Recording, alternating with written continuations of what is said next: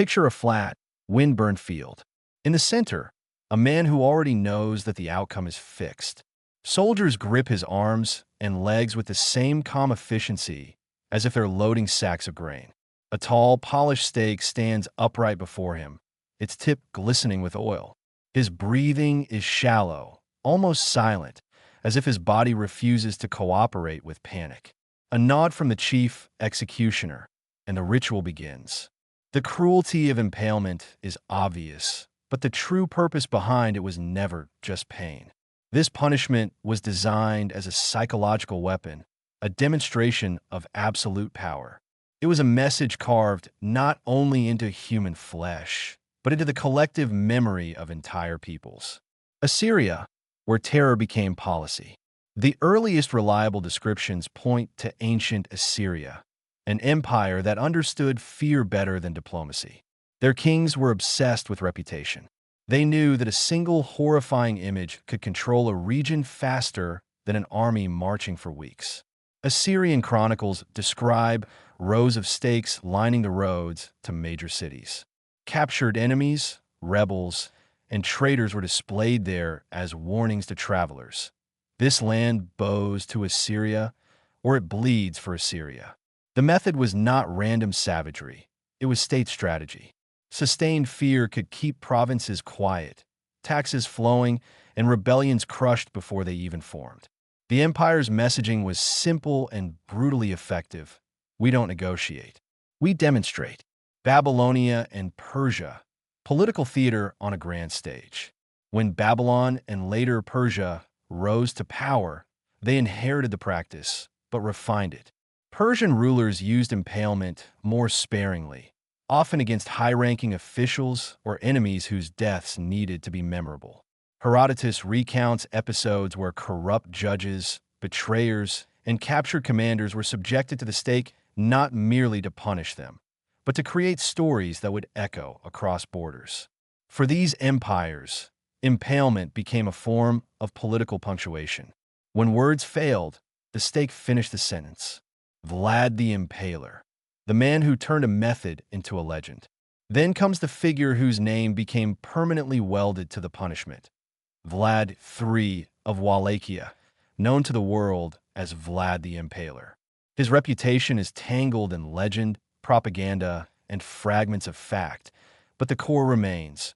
Vlad used impalement systematically and theatrically, not as a pastime, but as a terrifying tool of governance. His lands were squeezed between the Ottoman Empire and encroaching European powers.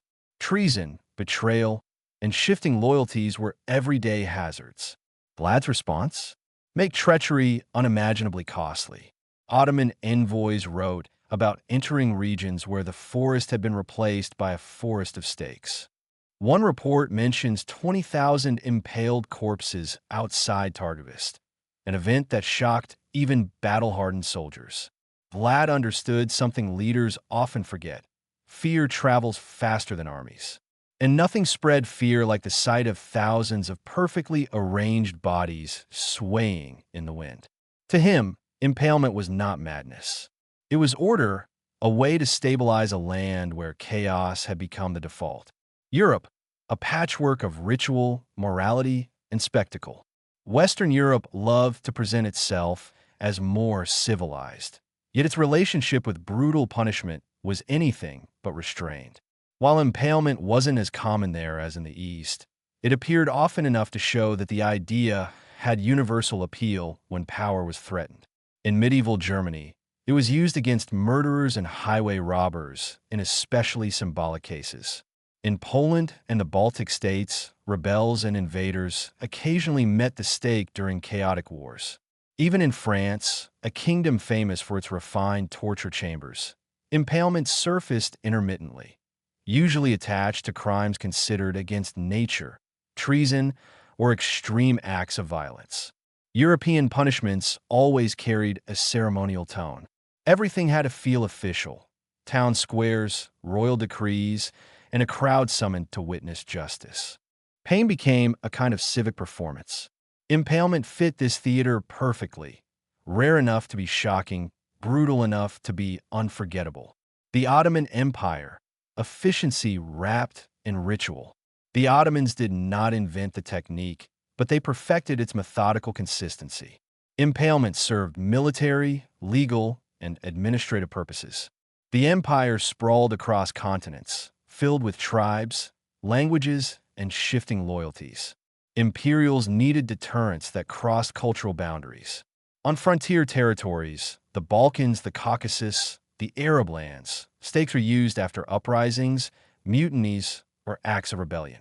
The message was always the same: disobey once, and the earth will swallow you slowly. Ottoman executioners were known for skill, horrifying as that sounds. They aimed to keep the victim alive for hours, sometimes longer. The longer the suffering, the deeper the imprint on onlookers. Impalement here functioned almost like a warning bell, not a punishment of the individual, but a broadcast to thousands. The Middle East, from tribal codes to imperial law. In the wider Middle East, the practice shifted depending on who held power. Ancient tribal groups used impalement sporadically, mainly to enforce clan law or avenge grave insults. Once large empires, Neo-Babylonian, Achaemenid, later Abbasid, dominated the region, impalement became more structured, tied to political crimes, military defeat, or betrayals of state authority. The logic was always pragmatic. Kill a man, and you silence one voice. Impalement a man, and you silence a crowd. South and Southeast Asia, brutality as bureaucracy.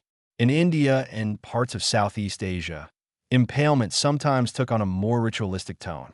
The Chola Empire in southern India used it against rebels or enemies of the state, often with a religious undertone, the stake representing divine justice rather than human punishment.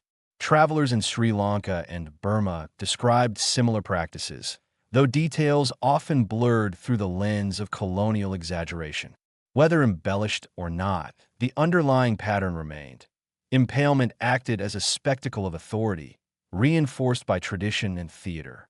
In some kingdoms, the process was tied to festivals of justice, public displays meant to purify the community by showing the consequences of violating sacred or royal law. Japan, precision, aesthetics, and controlled horror.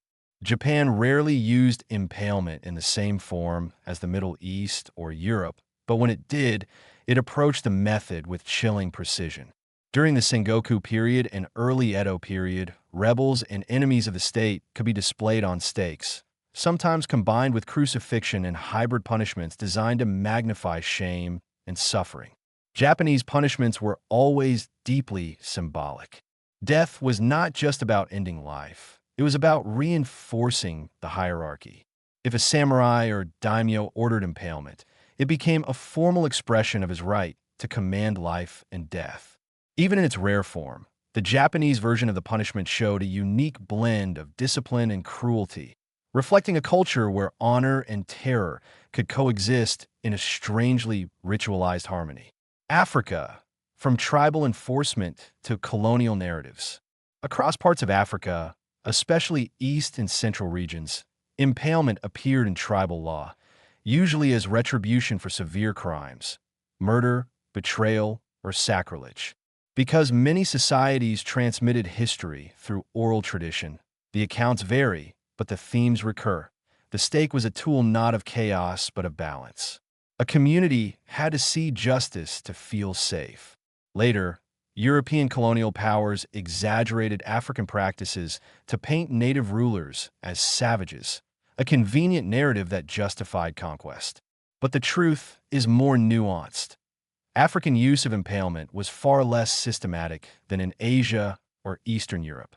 It was a mechanism of community control, not imperial propaganda. The Americas, ritual, warfare, and European myth-making. Before European conquest, some indigenous cultures in the Americas practiced forms of impalement or stake-based torture, but usually tied to warfare or spiritual rites rather than legal punishment. Aztec and Maya rituals occasionally involved skewering enemies or traitors, though these were rare and highly codified. When Europeans arrived, they often inflated these stories to justify colonization, portraying entire cultures as barbaric. Ironically, Many European armies brought their own execution methods, including impalement, to the continent, where they used them against local populations during rebellions or uprisings. In the Americas, the stake became a symbol not of native brutality, but of colonial domination. The psychology behind impalement, why it terrified entire civilizations. To understand why governments across continents use this method, we have to look beyond the physical agony.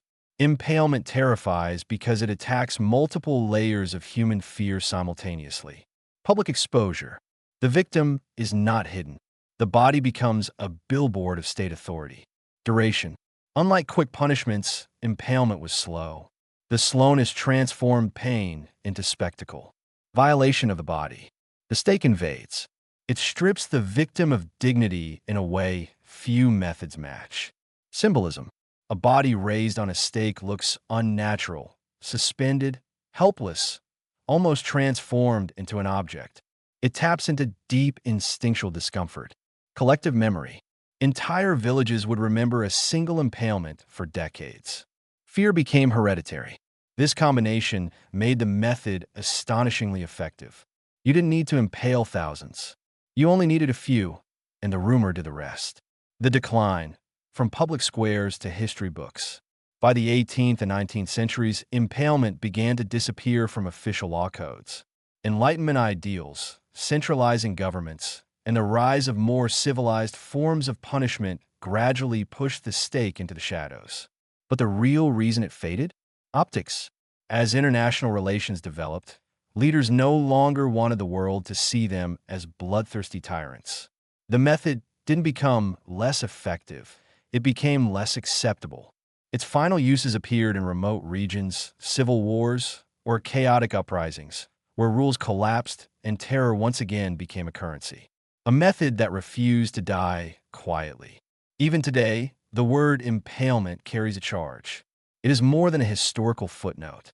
It is a reminder of how far rulers will go to control fear, and how easily societies can accept cruelty when convinced it protects order. Impalement is not just a punishment from the past. It is a mirror showing the darkest corners of power, fear, and human imagination. And some mirrors, once looked into, cannot be forgotten.